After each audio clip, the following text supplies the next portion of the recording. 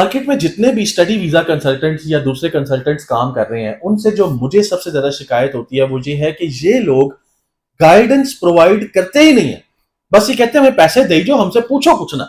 और अगर इनसे कोई सवाल कर भी लिया जाए तो एक एक दो दो दिन उनका जवाब देने से ये गुरेज आए। और मैं ये जनरल इंक्वायरीज की बात नहीं कर रहा कि उनको कोई इंक्वायरी किया उसका जवाब नहीं दे रहे, मैं उन लोगों की बात कर रहा हूं जिन लोगों ने इन कंसल्टेंट्स के हाथों अपने केसेस दिए होते हैं और उनसे ये अपना केस प्रोसीड करवा रहे होते हैं, उनको फीसें दी होती हैं, उनको भी ये गाइड नहीं करते ठीक से। मैं आपको एक एग्जांपल सुनाता हूं। आज एक स्टूडेंट है, उन्होंने न्यूजीलैंड का एक केस जो है वो एक कंसल्टेंट के थ्रू करवाने का फैसला किया और उन्होंने उनसे राब्ता किया। राब्ता करके उन्होंने उनसे कहा कि आप हमें न्यूजीलैंड का जो है वो डिटेल बता दें। अभी तक कोई फीस कंसल्टेंट को नहीं दी गई। कंसल्टेंट ने फॉर एग्जाम्पल, मैं मिसाल के तौर पर मोटी मोटी रकमें बता रहा हूँ, एग्जैक्ट रकमें नहीं बता रहा, सिर्फ केस समझाने के लिए।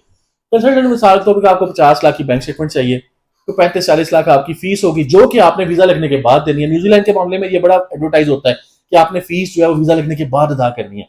और उसके साथ कहा वीजा की फीस इतनी है, हमारी फीस इतनी है, आप अदा करें, हम प्रोसेस शुरू कर देते हैं। स्टूडेंट ने कहा जी ठीक है, 50 लाख की मेरी बैंक स्टेटमेंट रेडी है, आप मेरे से बैंक स्टेटमेंट लें, मेरे से डॉक्यूमेंट्स लें, प्रोसेस शुरू करें, वीजा लग जाएगा तो हम यूनिवर्सिटी की फीस अदा कर देंगे।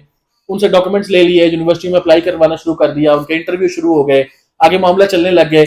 और उसमें भी पहले केस लेते वक्त उनकी केस हिस्ट्री नहीं देखी कि उनका स्टडी गैप कितना है, उस स्टडी गैप को कवर किस तरह करना है, और उसके साथ साथ वो कैसे उसको कवर कर भी पाएंगे या नहीं, उनके पास कोई एक्सपीरियंस है भी या नहीं, एक तो ये नहीं देखा। उनसे पैसे ले लिए, एडवांस केस शुरू कर दिया।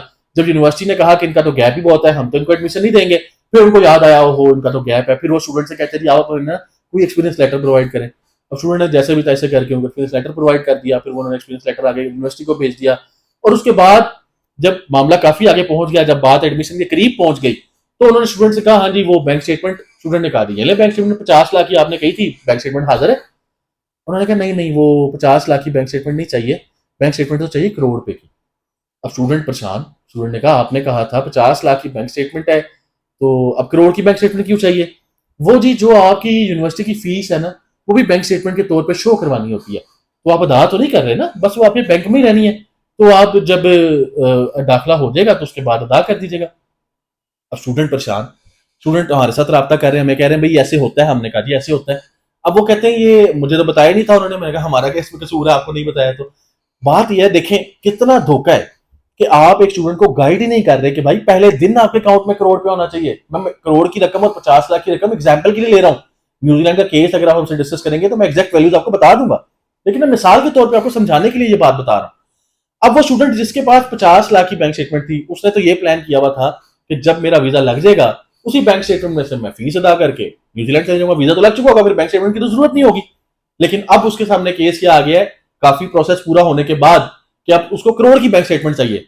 अब अगर वो नहीं कर पाता कहीं से तो उसका जो उसने कंसल्टेंट को एडवांस दिया वो भी जाया, जो उसने अपना 50 लाख की बैंक स्टेटमेंट इतने महीने रखी वो भी जाया, वक्त भी जाया, इंटरव्यू जितने यूनिवर्सिटियों के दिए वो जाया, तैयारी की वो जाया, मेहनत जाया।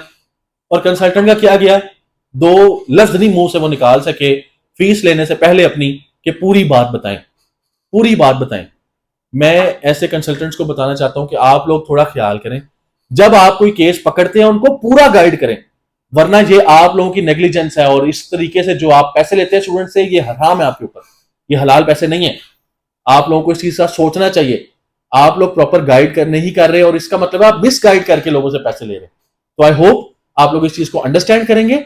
और जो लोग आइंदा ऐसे कंसल्टेंट्स के पास जाते हैं जो प्रॉपर गाइड नहीं करते, आप लोग मुझे इनबॉक्स में उनके नाम बताएं, एविडेंस दें, हम उनके नाम भी लेने को तैयार। लेकिन मेरा तरीका नहीं है, मैं कोशिश करता हूं अवॉइड करूं इस चीज को। केस आपको समझा दिया है कि क्या होता है, लिहाजा आप लोग जब भी किसी कंसल्टेंट से अपना केस करवाते हैं प्रॉपर गाइडेंस लें और उसी कंसल्टेंट से केस करवाएं जो आपको मुकम्मल गाइड करे प्रॉपर तरीके से। आगे वीजा लगना ना लगना ये केस टू केस वेरी करता है, ये एम्बेसी के मामला है, लेकिन एक कंसल्टेंट को कम से कम आपको अच्छे तरीके से गाइड करना चाहिए और उसके बाद आपके केस को ऑनेस्टी के साथ लेके चलना चाहिए, ना कि बातें छुपानी चाहिए और अपनी फीस लेके फिर बाद में कुछ भी नहीं हो सकता। मुझे उम्मीद है आज की ये वीडियो आप लोगों के लिए सबक आमोज होगी। आप लोग अगर दुनिया के मुख्तलिफ ममालिक में हम लोग अप्लाई करते हैं, हमसे सर्विसेज लेना चाहते हैं, तो आप हमारे व्हाट्सएप नंबर पर रब्ता कर सकते हैं 031586688899। इस नंबर पर आप व्हाट्सएप पर रब्ता कीजिए। इंशाल्लाह आप लोगों को जो भी आपकी प्रोफाइल के मुताबिक बेहतर ऑप्शन होगी आपको गाइड कर दी जाएगी। बहुत शुक्रिया, अल्लाह हाफिज।